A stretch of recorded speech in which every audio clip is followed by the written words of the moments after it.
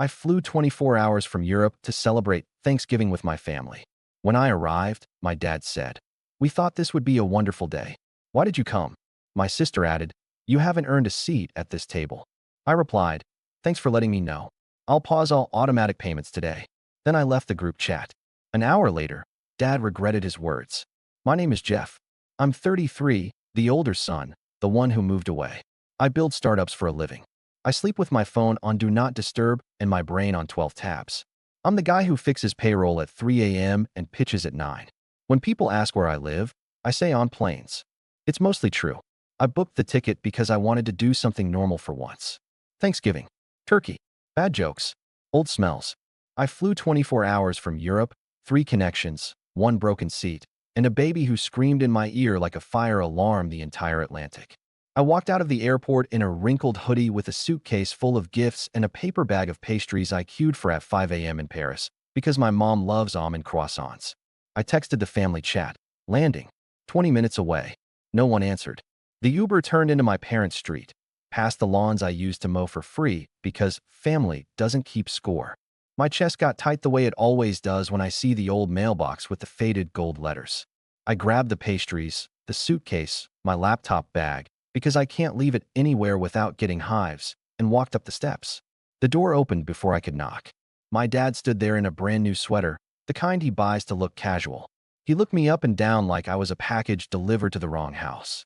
"We thought this would be a wonderful day," he said, voice flat. "Why did you come?" I blinked. Jet lag hit me sideways. "Because it's Thanksgiving? I told you last week." From the dining room, my sister's chair scraped. She leaned back so I could see her face, already loaded. "You haven't earned a seat at this table," she said. Calm. Practiced. Like she'd rehearsed it in the mirror. The house went very quiet. The TV in the living room kept playing a football game to an audience of no one. I stood there with the pastries cooling in my hands, my suitcase knocking my shin, and something inside me did a small, precise snap. "Okay," I said. Just that. No speech. No scene. I stepped inside, set the pastry bag on the entry bench I built with my dad when I was 15, and looked around like I was visiting a museum of a life I didn't own anymore. Mom appeared in her apron, wiping her hands. She saw me, saw the pastries, saw the clock. Her smile didn't reach her eyes. "Wash up," she said. "Dinner's at 2. If you're staying." "If I'm staying." I took a breath that tasted like cinnamon and old dust and swallowed hard enough to hurt. I didn't walk to the sink. I didn't pick a fight. I just stood there and cataloged details because that's how I survive. The curve of the light over the table, the turkey resting under foil, my sister's phone face down, but still lighting up with messages. "Jeff," Dad said, impatient now. "Close the door. You're letting the heat out." I closed it. I kept my mouth shut. I watched. The scene printed itself into me line by line. And for the first time in years, I felt something colder than the Chicago air wash over me. I was done auditioning for this part. When I was a kid, money was a religion. We tithed to college funds that weren't mine. We worshipped at the altar of sacrifices we make for family, which meant my dad worked double shifts and my mom wrote long spreadsheets about where every dollar went. The numbers always knew my sister's name. Travel soccer, violins, camps, tutors. "She's got potential," Mom would say. "We're investing." I had potential too. It just didn't fit their brochure. I took apart old computers. I sold candy at school with a markup and a loyalty punch card before I knew those words. I mowed lawns and built a website for the local bakery. When I said, maybe I could start something, Dad said, "Start by getting a real job." Mom said, "Don't embarrass us." So I got a real job. I wrote code at a desk under bad lighting and did a startup at night on a secondhand laptop with a fan that sounded like a hairdryer. I paid my own phone plan at 19. I paid rent at 20. At 24, I left for Berlin because an investor said, "Come build it here." And I thought if I put an ocean between us, the family rules would stop chasing me. They didn't. Distance just made the rope longer. At first, I sent money because I could. Little things. New tires for Mom's car because the snow is bad this year. A hospital bill because the deductible is brutal. My sister's temporary stopgap until her internship pays, which morphed into monthly temporary help. No one asked nicely. It was assumed, the way you assume gravity. "You're doing so well," Mom would say. "We're so proud of you." Proud meant, "We have your routing number." When I visited, I brought gifts, receipts, and apologies. I didn't bring my work. I learned early that if I said, "We shipped," my dad heard, I think I'm better than you. If I said we raised, my sister heard, you owe me praise. So I stopped saying anything. I let the money talk. Bad habit. Last year was a blur. We launched, got slammed, pivoted, found product market something, and closed a round that made our runway look less like a cliff. I didn't post it. My co-founder did because he's normal. My mom texted a screenshot with, wow, and you never even told us. 2 minutes later, your sister's new job is in consulting, big deal, big clients. 4 minutes later, a link to my sister's LinkedIn with 30 hashtags. I typed congrats and deleted it. I typed proud of her and deleted that too. I sent a thumbs up like a coward. Payments grew roots. Automatic payments to my parents' mortgage. Set up the year dad's company cut hours. A recurring transfer labeled school for my niece's daycare. My sister's credit card that somehow, magically, forwarded bills to my email. I told myself I was doing what a good son does. I told myself I was lucky. It's easy to be generous when you convert euros into dollars and don't do the exchange rate in your head. But generosity became a leash. We're a team, Mom said when I asked if we could pause one of the transfers after a bad month. Your sister is drowning. I paid. Next month, Dad sent me a photo of the new grill. Family needs joy. I paid. When the startup hit a weird dip and I stopped taking a salary for a quarter, I kept paying and ate instant noodles like I was 22 again. I didn't tell them. If I said, we're tight, Dad would call me irresponsible. If I said, I'm stressed, my sister would post a quote about boundaries and send me a Venmo request for brunch. I tried to set small lines. Hey, the credit card is for emergencies. She replied. I had nothing to wear to the conference. I wrote, then don't go. She wrote, wow, you've changed. Mom called. She's networking. Be supportive. I paid. The language shifted. Can you help? Became you'll cover this. Thank you became send it before Friday. If I didn't reply in an hour, my dad added a thumbs down in the chat like he was grading me. The night I finally said, we can't keep doing this, my mom said, you live in Europe. You don't know what groceries cost anymore. My sister sent a screenshot of a $300 grocery bill and wrote, tell me what to put back, banker. It wasn't just money. It was positioning. At Thanksgiving 2 years ago, on Zoom, my sister joked, Jeff's our family ATM, and everyone laughed like it was a cute nickname. I muted myself and stared at my own face in the tiny square and saw a person who'd built something for strangers and nothing for himself. Then came this November. I asked early if they wanted me home. Mom wrote, it's up to you.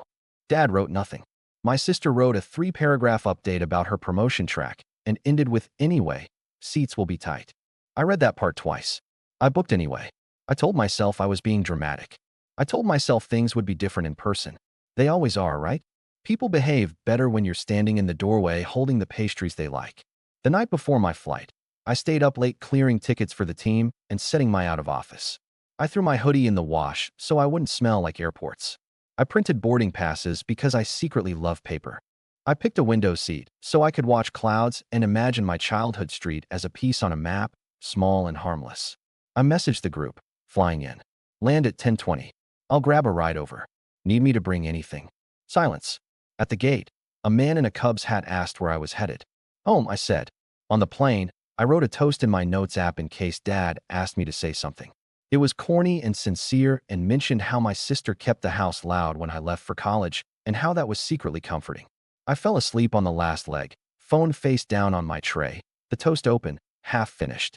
Then the door opened at my parents' house, and Dad asked, why did you come? And my sister said, you haven't earned a seat. In the silence that followed, something old in me, some kid who wanted to be picked, stood up, took a bow, and left the stage. I put my bags by the coat rack. I could feel Dad waiting for me to apologize for existing in his doorway. I didn't. I walked to the kitchen, washed my hands, and looked at the fridge. There were photos of my sister holding wine with captions in cursive on magnets. Boss lady. None of me. Not even the one Mom used to keep of me at 14, holding the science fair ribbon. Sit. Mom said, pointing at a stool like I was 12. I sat. The countertop was cool under my palms. My sister rolled her eyes at me and whispered to Mom, loud enough, we said the list was full. He always makes it about him. I looked at Dad. I flew 24 hours. He shrugged. So. The football game roared, and for a second, it was a normal holiday. Then Dad cleared his throat, did that management voice thing, and said, this is a family day. We don't need drama. Your sister is hosting. There's a plan. You weren't in the plan. My jaw tightened. I kept my voice low. I told you I was coming. You always tell us after you've decided, my sister said, folding a napkin like she was on TV. You don't ask. I felt the stupid heat behind my eyes and hated it. I wanted to be here. And we wanted, Dad said, a peaceful day. He gestured toward the dining room like my presence was a windstorm.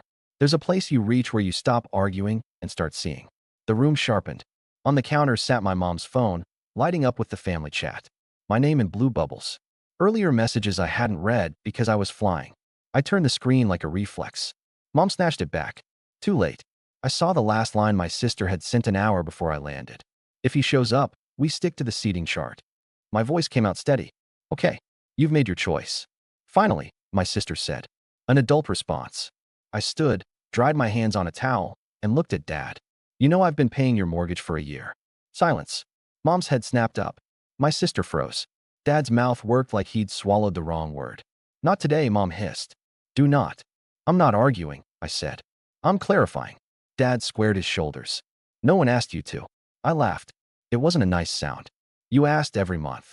That is not fair, Mom said. We are grateful. My sister scoffed. He wants applause. He always wants applause. I shook my head. No. I want honest math. Jeff, Dad said, voice hard. Drop it.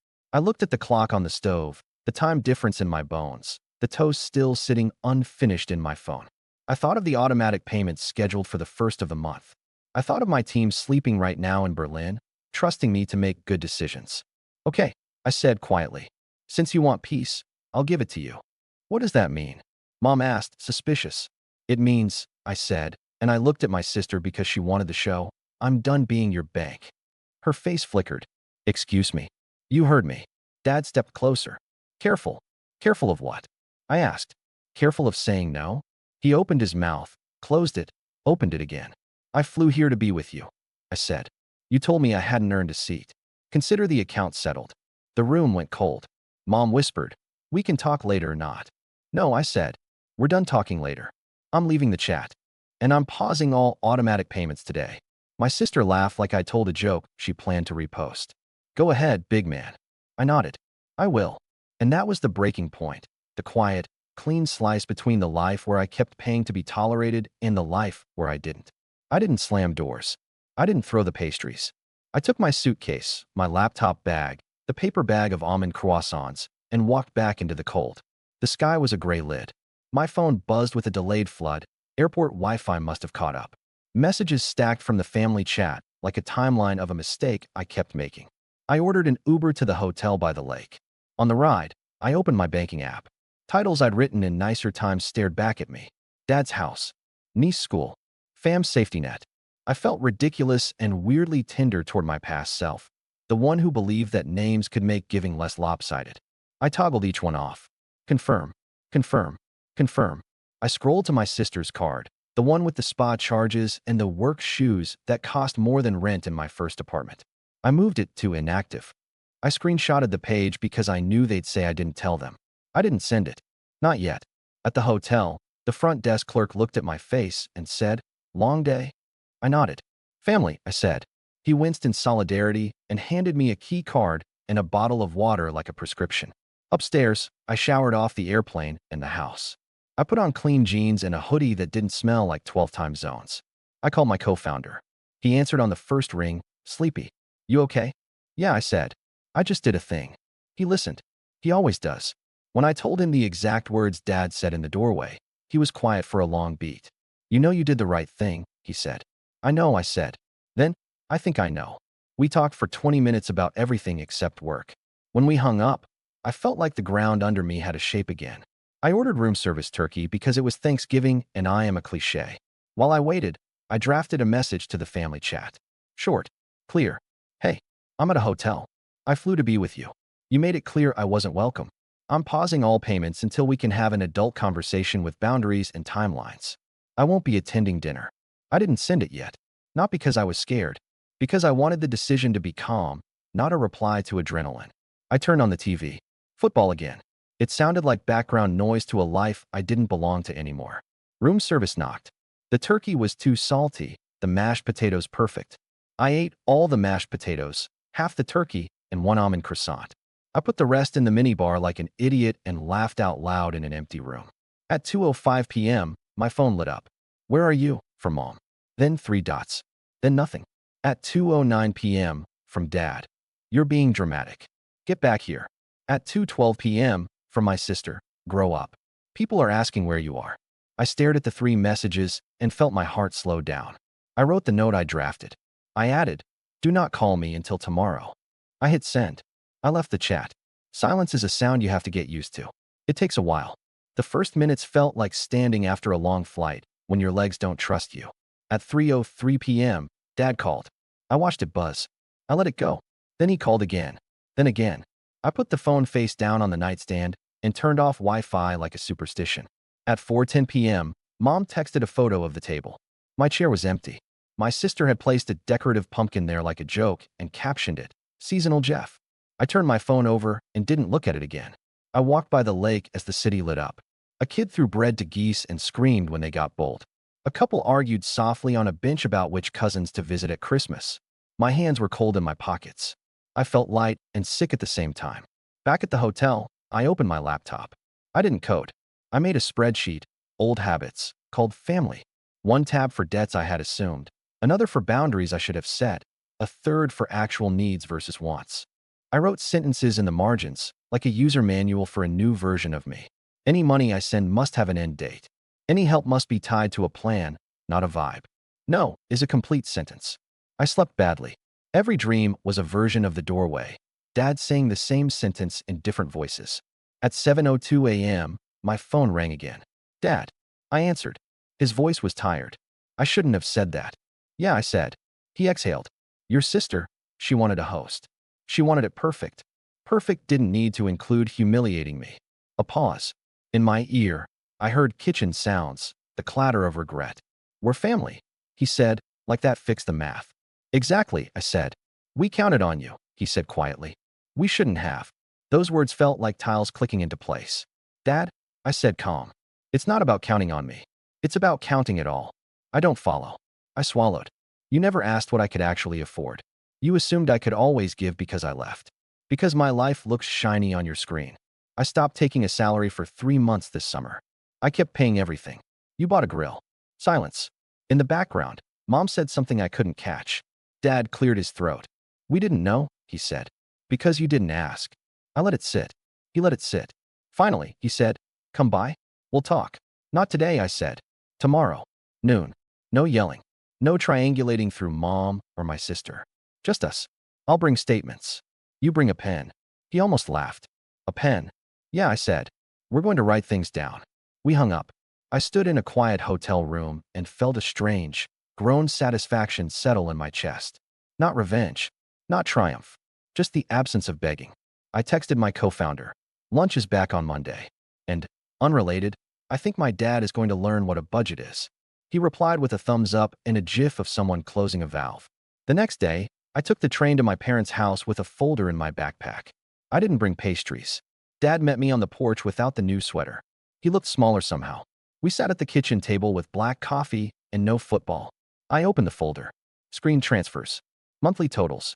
A list of payments the last 2 years. I'm not asking for anything back, I said. I'm asking for a plan. We went line by line. Mom joined an hour in, quieter than I've seen her. My sister hovered in the hallway and then disappeared when it got real. This one, Dad said, pointing to Dad's house. We can pause. Well, figure it out. Good, I said. Because I paused it yesterday. He nodded like a man tasting medicine. Okay. Daycare. Mom asked, voice watery now. How long until? End of current term, I said. 2 months. Then I'm out. I'm not the parent here. She closed her eyes. Fair. My sister texted me from upstairs, as if we weren't in the same house. You're cruel. I put my phone face down. This one, I said, tapping emergency fund. We keep, but it's a line with a cap, and if it's used, you send a receipt within 24 hours. If the word spa appears, I cut it. Dad snorted despite himself. Deal. We wrote it down. We wrote it all down. When we finished, Dad looked at the paper like it was a map out of a maze he built by accident. He tried to say thank you. It caught in his throat. I didn't make it easier.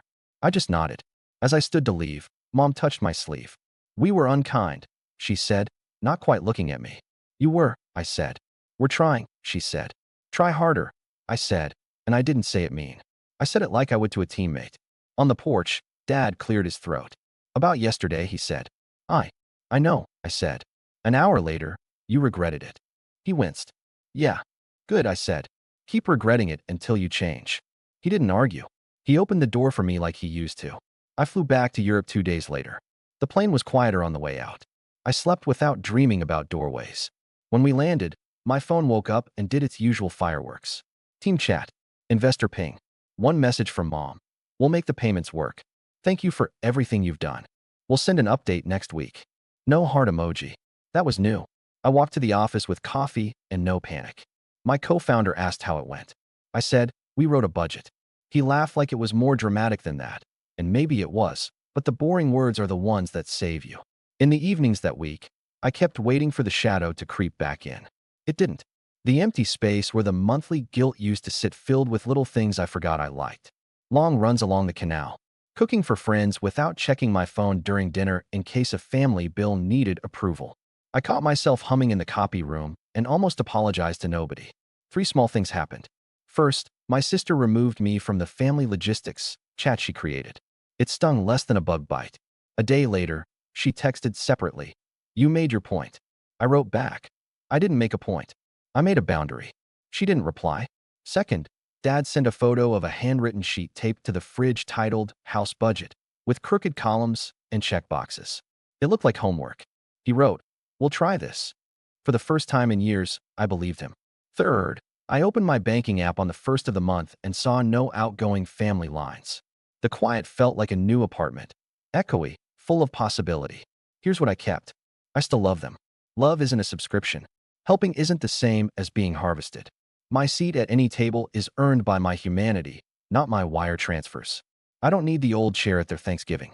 If they invite me next year, I'll ask what time dinner is and whether I can bring dessert. If they say, why did you come? I'll say, because I wanted to, and I'll leave if the room demands my dignity as payment. I'm not the family ATM. I'm Jeff. I build things. I build companies. I build boundaries. And the moral is simple. Love without invoices, or don't call it love.